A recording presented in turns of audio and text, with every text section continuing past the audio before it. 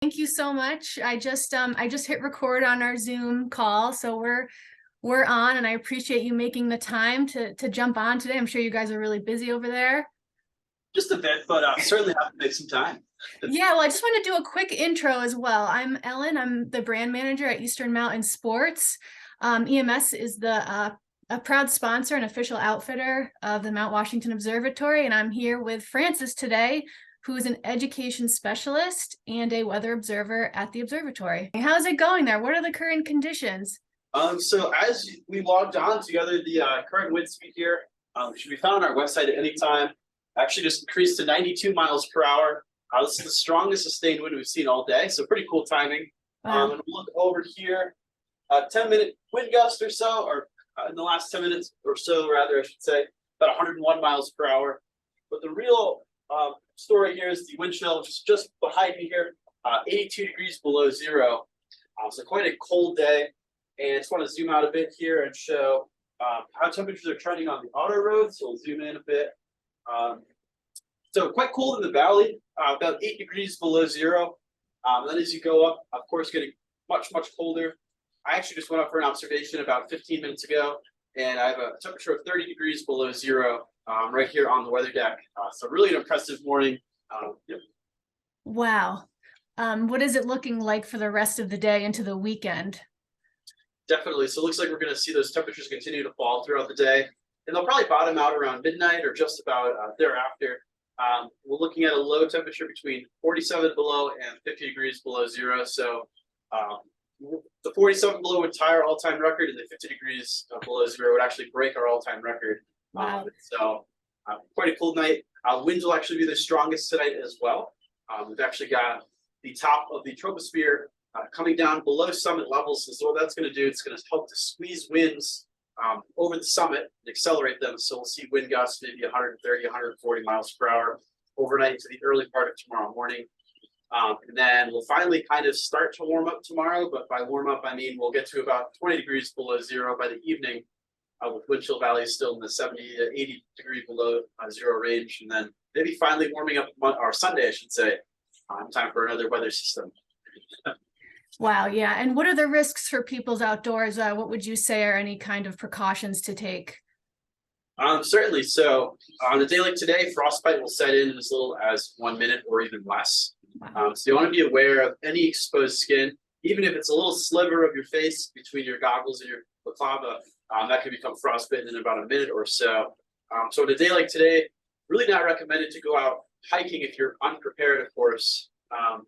But at lower elevations, of course, the wind chill will be a lot less substantial, I should say, but still pretty significant. Frostbite can set in about 5 to 10 minutes or so, even at lower elevations. So really, it's about layers and keeping yourself protected. It's really a lot easier to retain heat than actually to rebuild it once you're cold. So really, that's what I want to say.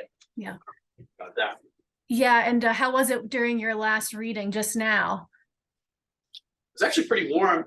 I guess this might be a good time to show sort of what I've been wearing. Okay. To go on and take the reading. So starting with my base layer here, I've got a flannel and another shirt underneath that. And then I always sort of wear this sort of Polar Tech mid layer as well. So I've got this on top of this. And then on top of this, I've got a much thicker shell jacket. Sorry to step off camera there. But this is going to keep me nice and toasty. I've got, oh man, I think the lowest temperature that I've experienced with this was actually just this last hour, and didn't even really notice how cold it was. So good piece of gear there. And then also I've got to keep my extremities nice and warm as well. Sorry, I'm moving all over the place here. So I've got these gloves which go under my mittens, which I believe are actually back on my chair. So I'll go grab those. Yeah. How often are you taking measurements, Francis? So we're doing it once every hour, and so it's a 24/7, 365 operation. So even on days like today, we'll still go outside with our sling psychrometer here. This is useful for tracking temperature and humidity values up here on the summit. And so we've been using this piece of equipment since about 1932 when the observatory was founded. So every hour we'll go out and sling this around. And so sometimes it could take quite a while out there to actually get an accurate temperature reading, because the thermometers obviously have to go down to what the outside temperature is reading. So that could take as many as 15 minutes, as much as 15 minutes, I should say, at a time. And so, yeah. Wow. And so how long is your shift there? Are you there this whole weekend, or are you? So I'll be here through Wednesday. So it's an 8-day on, 6-day off type of shift. And so we'll get a nice break by Wednesday of next week, but we'll be here through Wednesday and through whatever today and tomorrow have to throw at us. What a time to be up there for your shift. Definitely hoping to break the record, and hoping that I didn't forecast a temperature that's too cold, but Okay. looking like we're right on track so far. Wow. Okay.